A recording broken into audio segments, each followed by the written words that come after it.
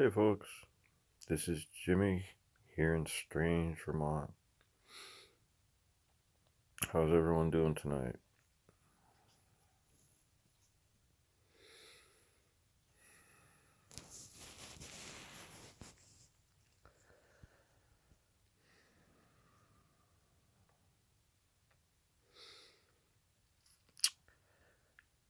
What, what do we find when we look in a stone? Do we have to touch it? Do we have to feel it? Do we have to see it only? What is it in a stone? I can only think that it's whatever we need it to be.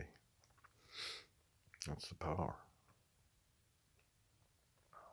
You find what you're looking for, and that's true. But be aware once you open your eyes and start looking around, things find you. That's true. There may be things that find you because you're making yourself known. You're using your awareness to become more aware. You're seeking, asking questions.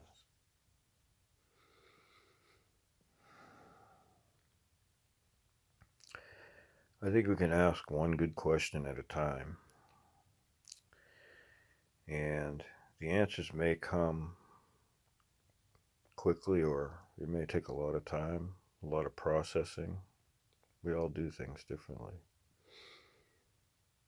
What questions are you asking? What's important? That's a good question. What is important to you? Are you satisfied with where you are? Do you feel as if you've accomplished something? Are you blessed? Do you bless? And where's love in your life?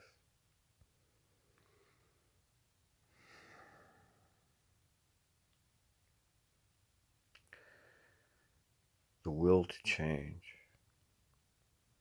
It takes will. You don't have to change. Your body will change you for yourself. It'll get old and wither and die. Be unfit for life.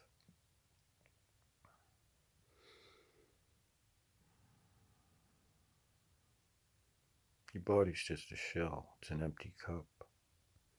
It'll shatter if thrown against the wall.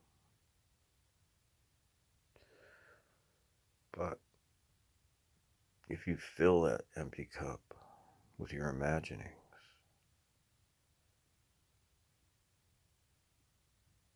you'll have fulfilled the hero's role. You've given to this world a new story, a new narrative, something over, above, and beyond what you came here to say.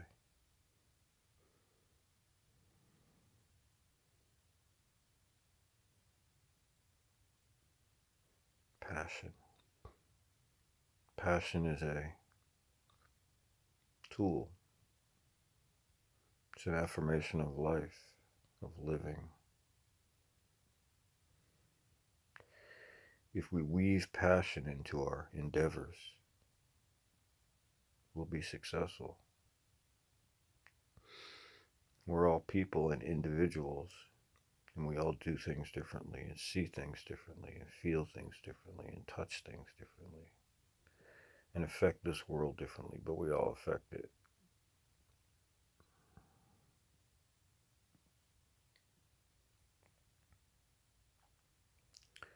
Open your mouth along with your mind. That's what we're trying to do here.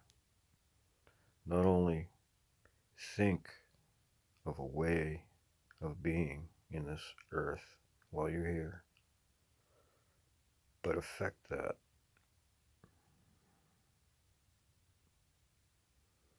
The power you have between your eyes is even more incredible than you can imagine. Our limitations are our imagination. We've been told pareidolia is a disease, not a spark of imagination. It's a disease to be shunned. Humanity's first spark of inspiration had to be wiped out.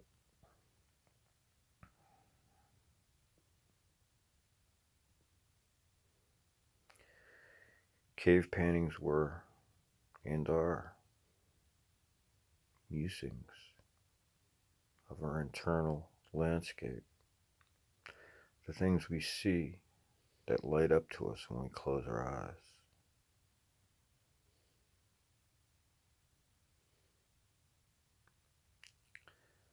A lot of the images the ancients left us were of shattered faces. One side would be a normal looking earthly face, yet the other side of the face and the other eye would be hollowed out, a shell. You'd have to look inside to see anything, and when you do, you see darkness. And you get a feeling that this isn't normal. This face is all contorted.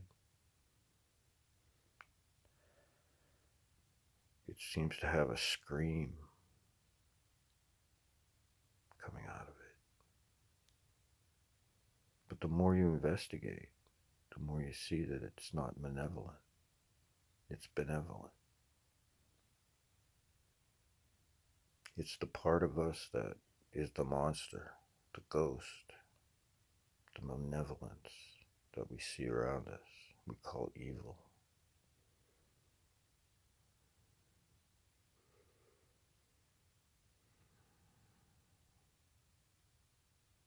But not all is lost, because we are all creators. It's up to us to decide in this world what our effect will be. It's like grabbing one end of a rope while another person is on the other end. And you lift your arm up and down and create a wave in that rope. And the other person does the same thing. You'll find really quickly you have to work together to get that rope to do its undulating.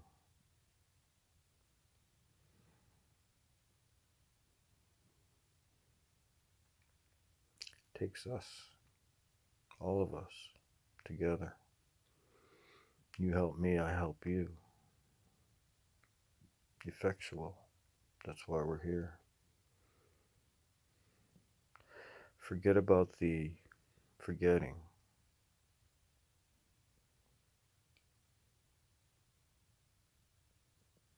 Forgetting is just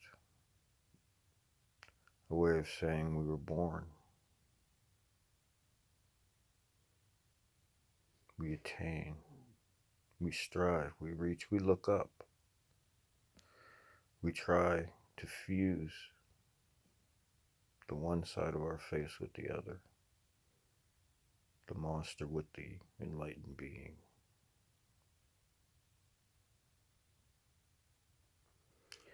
In the end, what we find is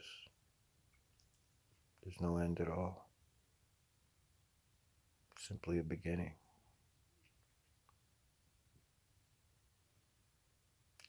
Close your eyes to see. Light will rush in. Look at the color of that light. How can there be color with your eyes closed? How can there be form with your eyes closed?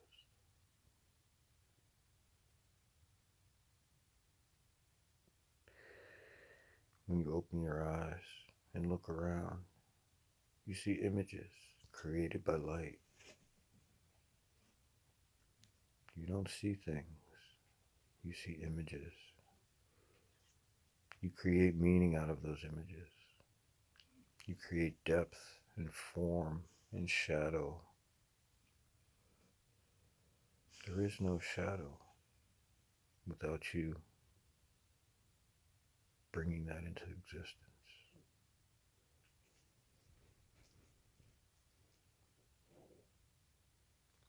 Shadow is a language. It's what creates the language of relief.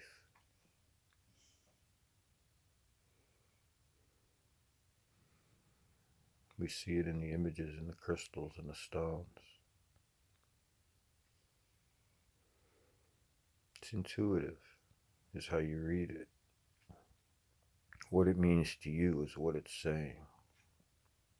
Simple as that. It's effectual. It's magical. If you look at language as being magical, it's having a life of its own.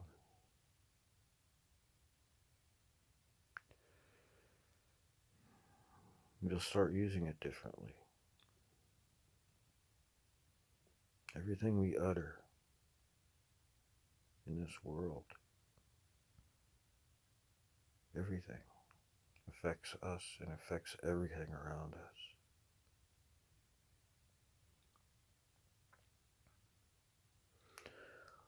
Open your mind to the possibilities. And when you do that, you'll quickly realize that your imagination is limited. We keep ourselves back. What is the most amazing thing you can think of? That's as far as you can go. If you can't think of it, you can't go there. You need someone to show you. And what fun is that? We all want to write our own book. That's why we're here. We stand here on the shoulder of everything that's passed before us. Our head is a bit higher than all of that, given the opportunity to increase the arc, open up the universe within yourself, and you make everyone else's experience a little bigger.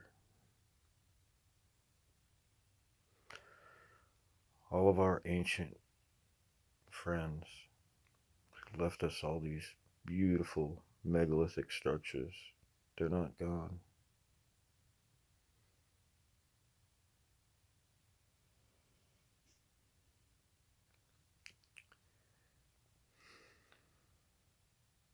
There's an intimacy, an empathy. They cared for us. They left that to us. They want us to succeed.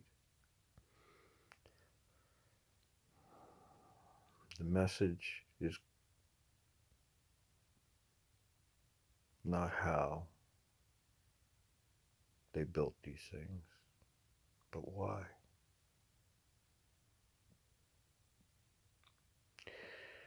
It's very important, the questions you ask yourself, because questions define where you'll go. If you ask no questions, you won't go anywhere. If you ask questions, go in the direction of that question to find the answers. Make sure the questions are valid ones for what you need in your life. Why did these megalithic builders leave us these messages? What were they doing? If you have a why, a reason, the how will come. You'll get it done. You'll move those stones and put them in the order that you need them to complete your vision. Think of a megalithic chamber simply as closing your eyes.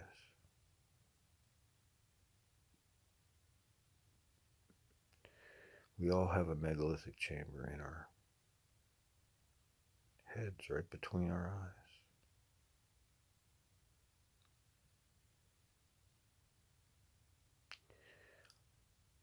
And like megalithic chambers, they're built so as dark places, if you're in them long enough and at the right time and the right place, in space and time, they light up.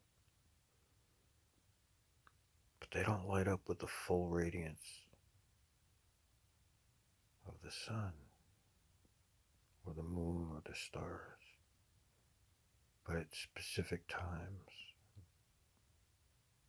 with specific energies and colors of light. Color is very important.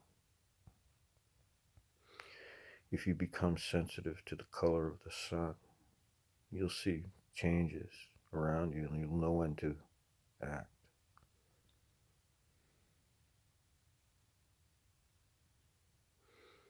Color is vibration. We all vibrate.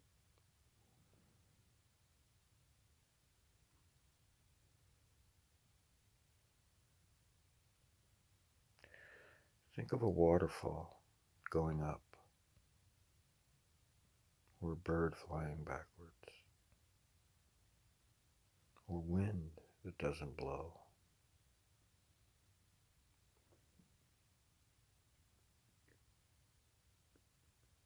That's exactly what you are, all those things. You're a paradox. You're not supposed to be here, but you are. You're all coiled up like a snake, ready to strike inside this flesh and this body. The tension is outrageous, but there's nothing to strike at. What are you aiming at? What would you bite with your poison? What would you slay with those fangs?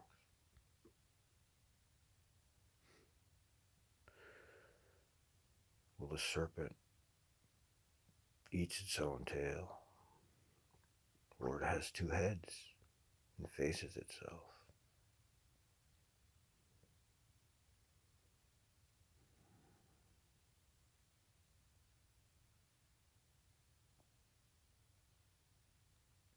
You are the dragon. You are the serpent. You are the God. You are the creator. There are no questions.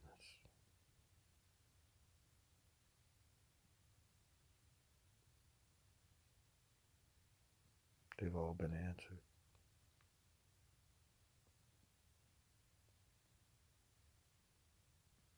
Give yourself the opportunity to recreate yourself. You can do it.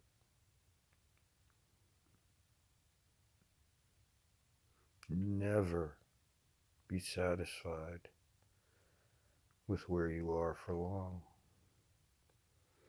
You can waste time